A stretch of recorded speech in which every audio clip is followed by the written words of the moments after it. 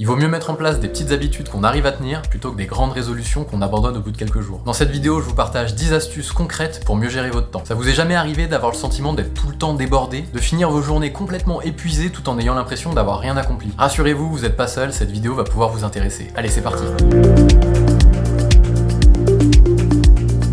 Avant d'attaquer dans les astuces concrètes, n'hésitez pas à vous abonner si les vidéos vous plaisent. Sur cette chaîne, on parle de logiciels, d'outils et de productivité. Astuce numéro 1, c'est le travail sans interruption. On est constamment dérangé, que ce soit un appel sur le téléphone, la messagerie instantanée qui sonne, le nouvel email, bref, on n'arrive pas à se concentrer sur une tâche plus de 10 minutes d'affilée. Et ça, c'est un gros souci, parce qu'à chaque fois qu'on est déconcentré, on doit quitter ce qu'on est en train de faire, et ensuite, une fois qu'on a terminé, il faut se reconcentrer sur ce qu'on était en train de faire initialement. C'est une perte de temps monumentale. À chaque fois qu'on se déconcentre et qu'on se reconcentre, si on met bout à bout tout ce temps perdu à la fin de la journée, croyez-moi, on préférait l'utiliser à autre chose. L'astuce numéro 1 peut paraître bête, mais elle est redoutablement efficace. Essayez de vous concentrer sur une tâche sans être dérangé. Et ça me fait une transition toute faite pour l'astuce numéro 2, ne répondez plus au téléphone. Ok, dit comme ça, c'est bizarre, mais quand vous répondez au téléphone, vous êtes plus maître de votre temps. C'est la personne qui vous appelle qui va maîtriser votre temps, puisqu'elle va vous obliger à répondre. La personne qui vous appelle est pas là en train de se demander si vous êtes en train de faire un truc important, si vous êtes occupé sur une tâche, elle vous appelle. Si vous répondez, c'est que vous êtes disponible. Si vous répondez pas, c'est que vous êtes occupé. Et quand quelqu'un vous appelle, si vous décrochez, vous allez arrêter ce que vous êtes en train de faire, donc quelque chose de plus ancien qui est arrivé avant dans la liste des choses que vous devez faire, pour quelque chose de plus récent. Donc finalement, vous respectez pas trop l'ordre d'importance et l'ordre d'échéance des choses. Vous traitez quelque chose de nouveau avant quelque chose de plus ancien. Laissez l'appel tourner, coupez les notifications et proposez un rendez-vous téléphonique à la personne qui vous a appelé. Vous serez tous les deux synchronisés pour avoir cette discussion en même temps. Il y en a pas un qui l'imposera à l'autre. Parce que c'est de ça dont on parle. Quand la personne vous appelle, elle vous impose d'être disponible quand c'est son moment à elle. Et elle se demande pas si c'est le bon moment pour vous. Donc proposez un Calendly par exemple, c'est un petit outil qui vous permet de proposer vos disponibilités à votre interlocuteur, il pourra choisir dans la liste comme s'il était chez Doctolib. Astuce numéro 3, toujours dans la même logique, ne laissez pas votre boîte mail ouverte toute la journée. C'est un peu le même principe qu'avec le téléphone. Quand un nouveau mail arrive, il va vous déranger, vous allez avoir envie d'arrêter ce que vous faites pour aller consulter l'email. Et ne croyez pas qu'en coupant les notifications, ça suffira. Si vous êtes vraiment accro à vos mails, même si vous n'avez pas de notif, vous essayerez de l'ouvrir de temps en temps pour voir s'il n'y a pas quelque chose de nouveau qui est arrivé. Et je le dis de façon complètement décomplexée parce que c'était mon cas. Donc plutôt que laisser sa boîte mail ouverte toute la journée, je l'ouvre 3 fois par jour, 4 fois par jour, vous mettez en place votre propre système. En général, j'ouvre le matin en arrivant, comme ça je traite les emails de la veille, puis en fin de matinée, vers 11h, 11h30, je réouvre ma boîte mail pour voir les mails qui sont arrivés pendant la matinée. Après je pars déjeuner et je refais une passe sur mes mails en début d'après-midi, et puis vous avez compris le principe, vous mettez en place l'organisation qui marche pour vous. Quatrième astuce, toujours dans cette logique d'essayer de gagner du temps ou de mieux gérer son temps, c'est d'organiser ses journées la veille. Pourquoi les organiser la veille? C'est bizarre alors que je dois faire les choses le lendemain. En fait, il y a toujours des choses en fin de journée que vous n'avez pas réussi à terminer, que vous allez devoir faire le lendemain. Et si vous les organisez pas, vous allez les garder avec vous toute la soirée et toute la nuit. C'est une charge mentale supplémentaire que vous allez vous imposer. Vous allez y penser au dîner, vous allez y penser le soir en retrouvant votre famille, vous allez rêver de ça la nuit, bref, ça va vous surcharger. Donc faites une grosse passe dessus en fin de journée, regardez ce que vous n'avez pas eu le temps de terminer, prenez vos échéances du lendemain, organisez tout ça et vous aurez l'esprit tranquille pour la soirée et pour la nuit. Et en bonus, le lendemain matin, quand vous vous connectez, vous n'avez pas besoin d'organiser, tout est déjà prêt, vous savez exactement quoi faire et vous perdez pas de temps. 1, 2, 3,